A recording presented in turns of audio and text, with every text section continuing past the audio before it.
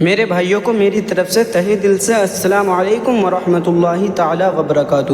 امید کرتا ہوں کہ آپ لوگ تمام خیریت سے ہوں گے، اور جو حضرات پریشان حال ہیں ان کے لیے دعا کر دیتا ہوں کہ پاک پروردگار عالم تمام کی پریشانی بلا مصیبت کو دور فرمائے۔ تو دوستو، آج ہم سنائیں گے حضرت موسیٰ علیہ السلام کا ایک واقعہ، جس کو سن کے آپ کا ایمان تر و تازہ ہو جائے گا۔ تو چلیے دوستو شروع کرتے ہیں۔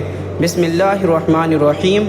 اللہ کی رحمت کا ایک خوبصورت واقعہ ابن خدامہ اپنی کتاب التوابین میں بنی اسرائیل کا واقعہ پیش کرتے ہوئے کہتے ہیں کہ موسیٰ علیہ السلام کے زمانے میں ایک بار قحط آیا، جیسے حضرت یوسف علیہ السلام کے زمانے میں قحط آیا جو دریائے نیل خشک ہو گیا، ایسے ہی حضرت موسیٰ علیہ السلام کے زمانے میں قحط آیا جو سب سوکھا پڑ گیا تھا۔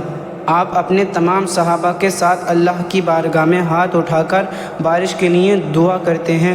اللہ کی جانب سے موسیٰ علیہ السلام کو غیب سے آواز آئی اور کہا کہ اے موسیٰ، آپ کے ایک صحابی نے ابھی تک توبہ نہیں کی۔ موسیٰ علیہ السلام اپنے صحابہ سے کہتے ہیں کہ تم میں سے کون ہے جس نے ابھی تک توبہ نہیں کی، اس لیے بارش نہیں ہو رہی ہے۔ یہ کہتے ہی بارش کا برسنا شروع ہو گیا۔ صحابہ کہنے لگے، اے موسیٰ علیہ السلام، آپ نے تو جھوٹ کہا ہم سے، دیکھو بارش تو شروع ہو گئی۔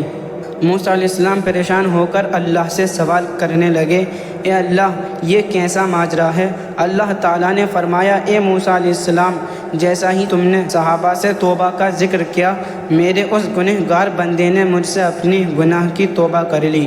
روایت میں آتا ہے کہ اس صحابی کے منہ سے استغفر اللہ کا جملہ نکلا۔ موسیٰ علیہ السلام نے کہا، اے اللہ، مجھے بھی بتا بھلا وہ کون سا بندہ تھا؟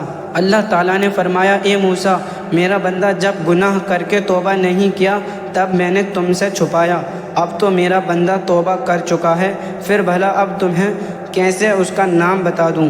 سبحان اللہ، یہ رشتہ ہے اللہ کا اپنے پیارے بندوں سے۔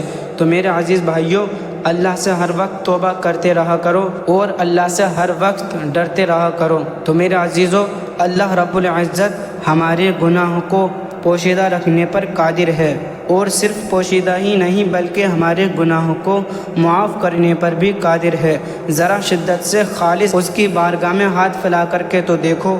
بہرحال اس ویڈیو میں نصیحت ہے ان تمام حضرات کے لیے جو اللہ سے مایوس ہو کر اللہ کے آگے سر جھکانے کے بجائے فلاح اور فلاح کے در پر جھکتے ہیں، اپنے گناہوں کے قصے انہیں سنا کر انہیں اپنے گناہوں پر گواہ اور حجت بناتے ہیں۔ اللہ رحم کرے، نہ جانے کس حد تک ہم اپنے رب سے مایوس ہوتے ہیں، جبکہ وہ تو ہماری توبہ کے انتظار میں ہے۔